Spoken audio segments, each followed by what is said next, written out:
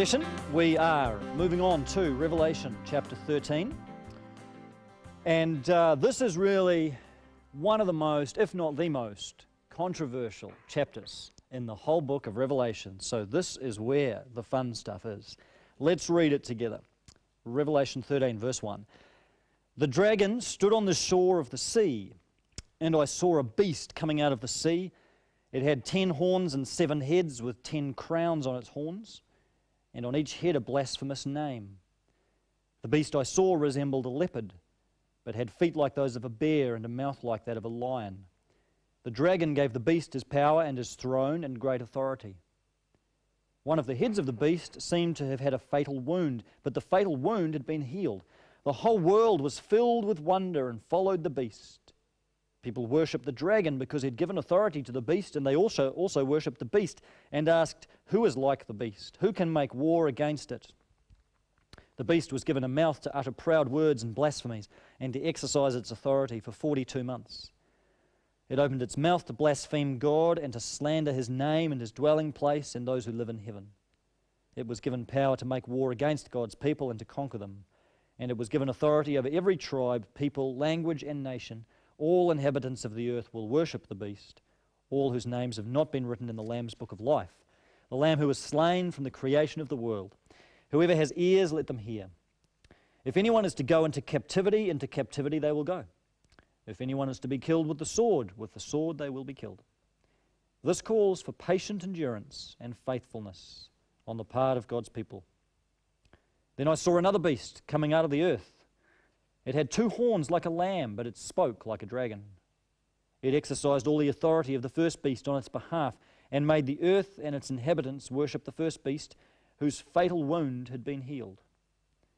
And it performed great signs, even causing fire to come down from heaven to the earth in full view of everyone.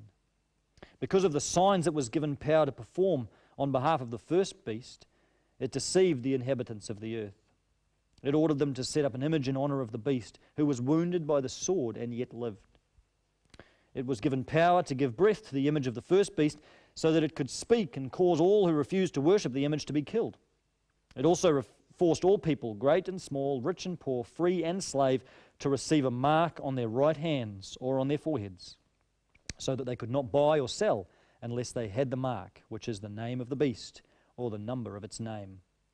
This calls for wisdom. Let those who have insight calculate the number of the beast, for it is the number of a man. That number is 666. There you go. Wow, this is the infamous chapter, isn't it? We've got all of the fascinating bits of Revelation here. We've got the beast of the sea. We've got the beast of the earth. We've got this mysterious mark of the beast. What's that all about? And of course the infamous number 666, the number that no one wants to have at the end of their phone number or their credit card or their PIN number. We're all worried about it, but none of us are quite sure why. Anyway, number 666. It's a very interesting one. Now, we will approach this chapter just the same way as we have approached every other chapter in Revelation, by first asking, what did this mean to its original audience? And nowhere is that question more critical than here in Revelation 13. Because when you stop asking that question, you can drift off into all sorts of fanciful connections and correlations with modern-day history and modern-day politicians or whoever you want to connect to Revelation. But we have to anchor ourselves in the world that this book came out of. Ground it within its context in the biblical story, and ground it in its context of the first century world that John is writing into. So, at the beginning of this chapter 13, we see the dragon again. And we looked at the dragon last time. He's Satan, the deceiver, the accuser. And Satan has gone off to make war against the people of God.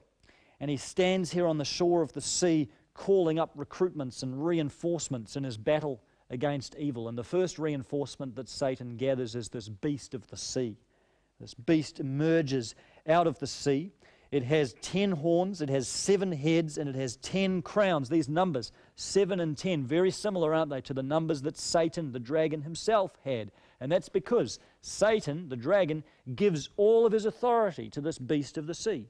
He gives the beast the authority so that this beast of the sea, its role is to exercise authority on behalf of Satan. This is Satan's little instrument to go and spread his kingdom and spread his accusations and set up his rival kingdom in opposition to the kingdom of God. That's the job of this beast of the sea. And so it has a pervasive influence. It has all the authority of the dragon, all the authority of Satan, and so its influence spreads over every tribe, every people, every language, every nation. It has this expansive dominion to the point that all the inhabitants of the earth worship this beast of the sea. It's almost certain that when John and his audience thought about this beast of the sea and its incredible influence and authority, they connected it with the empire of Rome. The Roman Empire is very likely to be the beast of the sea. If you lived in one of these cities that Revelation's addressed to, especially a port city like Ephesus, the Roman Empire in the middle of the 1st century BC literally did come from the sea. As the Roman ships landed on the coast of what is now Turkey, and the empire expanded westward, on and on and on, it went subjugating nations and peoples and ethnicities, all absorbed into this huge empire that expressed incredible control and sweep over the ancient world, to the point that by John's day, the borders of the empire were really the borders of the civilized world. People outside the empire of Rome were just considered barbarians, barely even civilized people. Rome was civilization. Rome was the world as far as most people knew it. And Rome knew, the emperors knew, that in order to really solidify society, they needed a compelling story, and they had one. It's called the Pax Romana, the Peace of Rome. And this story went that the great emperor Caesar Augustus, first official emperor of Rome, had unified the empire, brought peace to the world, ushered in a new era of prosperity and harmony and military, economic, financial, political peace for all peoples, such as they'd never known in the history of the world. So great was his accomplishment in doing this, and the subsequent emperors, that the most appropriate response from the inhabitants of Rome was to worship this emperor as a god for this miraculous feat of creating such an expansive and glorious empire that seemed like it would never end. The appropriate response of these citizens was to center their lives around the emperor and give him the worship due his name. You can tell a lot of this by looking at coins from the Roman Empire, particularly 1st century coins. There's one that was minted in AD 67-68 by Emperor Nero, about 20, 30 years before Revelation is written. On one side of this coin, you have the head of Nero, the bust of Nero. On the other side, you have Nero sitting on his throne, pouring out something out of a container. And at the bottom of this coin is the Latin word salus, which in English means salvation. So literally, the depiction there is of Nero pouring out salvation to the earth. Pouring out salvation. See, he was esteemed as far more than a military leader, far more than a head of state. He was the bearer of salvation. Is it any wonder that John describes this beast as uttering blasphemous names, as being given a mouth to utter proud words and blasphemous names? These kinds of titles that emperors took to themselves and that were sometimes given to the emperors were blasphemous. They were names that Christians reserved for God alone, names like Lord, like Son of God, like the bringer of peace, the bringer of salvation, the bearer of the gospel. All of these in the 1st century were titles and names that were then subscribed to the emperor, given to the emperor in worship of him. And this, for followers of Jesus, is blasphemy. This was the blasphemy of Rome, and this is why John depicts it, not as this beautiful goddess or eternal empire, but as a beast of the sea, an ugly, ferocious beast that is in fact satanic and demonic because its power is animated by the dragon himself. It's the empire of Rome at its ugliest and at its worst. Notice too that in this description of the beast of the sea, we see in verse 3 that one of the heads of the beast seemed to have sustained a fatal wound, but the fatal wound has now been healed. Probably this is a reference to Emperor Nero. Again, 20 years or so before Revelation was written. It was written under Emperor Domitian. But Nero, a year after he minted that coin, committed suicide by stabbing himself in the throat. And at the time, it seemed after Nero's death like the empire was going to flounder. Power was split between several people, and it seemed like finally the glory of Rome would be over. But then a new emperor arose, Emperor Vespasian. And under his lead and under his dynasty, the empire once again gained new strength, went on to great heights, and people marveled. Will this empire know no end? Will its glory never cease? And so more people were drawn to worship the empire and worship the head of the empire, the Emperor Caesar himself. This is probably what John's getting at when he talks about the fatal wound sustained by one of the heads of the beast, and then it's healed. The empire has arisen again to new strength and new power. Now, if the beast of the sea then represents the empire of Rome, what about this corresponding beast of the earth? John then sees another beast coming up from the earth. It has two horns like a lamb, so it has the appearance of gentleness. It has the appearance of innocence, but it speaks like a dragon, which reminds us of Satan and his power. The role of this beast of the earth seems to be to lead people in worship of the first beast, the beast of the sea. So the role of the beast of the earth is basically like a publicity agent for the beast of the sea. It's the PR agent of the beast of the sea.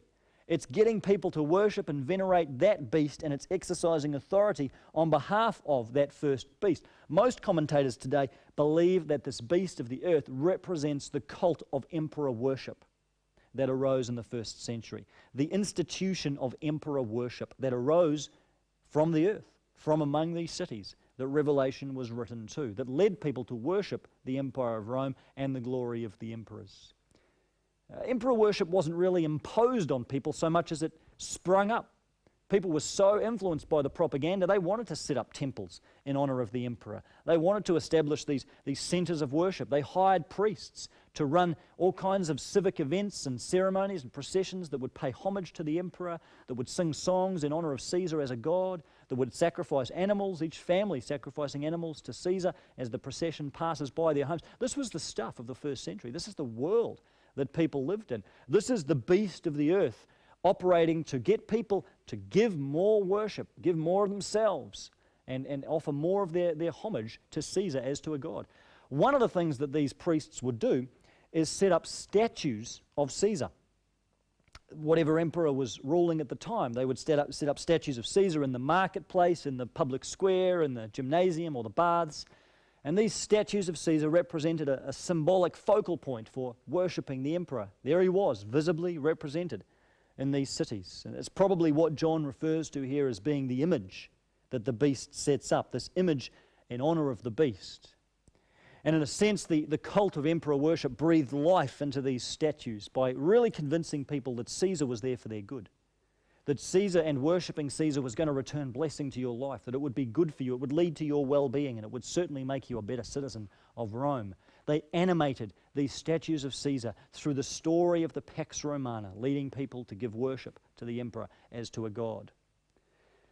Now, what about this mark of the beast then? The beast forces people to receive this mark of the beast on their right hands or on their foreheads so that they can't buy or sell unless they have the mark. Now, what is John talking about here? Well, there's been all kinds of theories, haven't there? I mean, are we talking about a computer chip here? Is this a barcode on our forehead? What is this mark of the beast? Well, in the context of Revelation, I don't think we need to see this as a literal mark on our hand or on our forehead. After all, in Revelation 14, the very next chapter, we see the followers of the Lamb have Jesus' name and the name of God written on their foreheads in verse 1. Now, very few people suppose that Christians are going to walk around with the name Jesus and God literally inscribed on their foreheads. We don't tend to take that literally. Why then do we think the mark of the beast needs to be a literal insignia? I tend to think the mark of the beast is a symbol of allegiance to Rome. It's a symbol of a person's allegiance to the empire of Rome and to the emperor at the head of the whole operation. It's a symbolic representation of a person's life who has given their loyalty to Caesar above all. They are marked by their allegiance to him, and in a sense, it's to say Rome owns them. They are the property and the possession of Rome. You can be marked by allegiance to the beast, or conversely in Revelation 14, you can be marked by allegiance to the Lamb. There's two choices. So the mark of the beast is a person's decision that it's going to be Caesar as Lord. The mark of the Lamb is a person's decision and orientation that Jesus is Lord and therefore Caesar is not. And if that's the mark of the beast, then what about, finally, this mysterious number, 666? This is the one that gets everyone guessing, isn't it? And one of the popularized methods of trying to figure this out is a practice called gematria, which is the practice of assigning particular numerical values to letters. So you go up in ones or tens or hundreds or whatever it is, and you count up the number of a particular word, and that gives you a total number, so you can try and find a name that adds up, the letters add up to 666. The problem with gematria is that nobody can agree on what numerical system to use. Should we go up in ones or sixes or tens or hundred? And nobody can agree on what language to do gematria in. Should it be English or Hebrew or Greek or Latin? And that means because there's so many options with gematria, you can basically, cynically, choose the person that you really want to be 666 and find a way to do gematria and make it so. So you can actually make them the mark of the beast, if you like. You can make them the beast of the earth. Just find someone you don't particularly like, figure out there's a little gematria calculator online that you can access, and you'll find a way somehow of making sure their numbers add up to 666. So that's not how to win friends and influence people, but it does mean that there have been all kinds of candidates for 666 through the history of humanity. Most major world leaders or figureheads at some stage or other have been candidates for 666. The Pope has been a big one. In American history, a lot of the American presidents, including Barack Obama, have been accused of being this antichrist figure reflecting the number 666. People have all kinds of theories. But I tend to think gematria is a fairly torturous method for trying to discover the identity of a particular person. It's a better approach to ask how are numbers used in Revelation and what do numbers tend to represent. So if you take the number 7, we've seen how 7 is the number of fullness or totality or completion or perfection. When used of God, it represents His full power, His total power, His absolute holiness. So if 7 is God's status of divinity and ultimate power, 6 is simply everything that falls short of 7. 6 is simply a human attempt to get to 7, but fail. 666, therefore, is a compounding of this attempt to be God on the part of humanity. And yet, in the very act of attempting to be God, we fail horrifically through our own human pride, and we are condemned and named as 666. So this is why these Roman emperors embodied 666 so well. They represented a human attempt to attain to the number of perfection, to attain to the number 7, and yet in the very process of doing so, they reflected the fact that they fell woefully short of that standard. Even though the beast of the sea at the beginning of the chapter is described with the number 7, by the end of the chapter we learn that in reality his number is 666. And 666 is simply everything that is not 777. Now that's reinforced by the phrase just before that number in verse 18, which says, "Let those who have insight calculate the number of the beast, for it is the number of a man." Now in Greek, the word "a" is missing, so the definite article is not there, and it just reads, "For it is the number of man." Or another translation, "For it is the number of humanity." Now I think it's fair to say that this 666 number doesn't necessarily represent any particular individual person. It doesn't necessarily represent some antichrist figure who is going to arise at the end of history. It represents any person, any system, any ideology, any empire that tries to set itself up as God, but fails, as every one of them will do. 666 is humanity's failed attempt to place itself in the position of God. So this starts to move us a little bit beyond the world of John's day, doesn't it? Because this number 666 and the beast of the sea and earth therefore apply to more than just the Roman Empire of John's day. They would apply to any system, any empire of any day that tries to make humanity itself, or any one human being, in the place of God and claim divine status for that human being. And you could explore various applications of this today, beasts of earth and sea that seek to take human beings and give them God-like status. Just one example would be the worldview that's come to be known as secular humanism. Secular humanism basically takes a naturalistic worldview of life and says that the physical world is all that exists, what we can see and touch and perceive with our senses. There is no metaphysical realm. There is no life after death. So the only value we have is what we give ourselves, and human beings are the highest beings in the universe. Now, that worldview doesn't try to necessarily worship a particular person or group of people, but simply by claiming that human beings are the highest form of being there are, unaccountable to any higher power, we are trying, those who subscribe to that worldview, are trying to reach that 777 and failing miserably, ending up as 666, a human attempt to be in the position of God.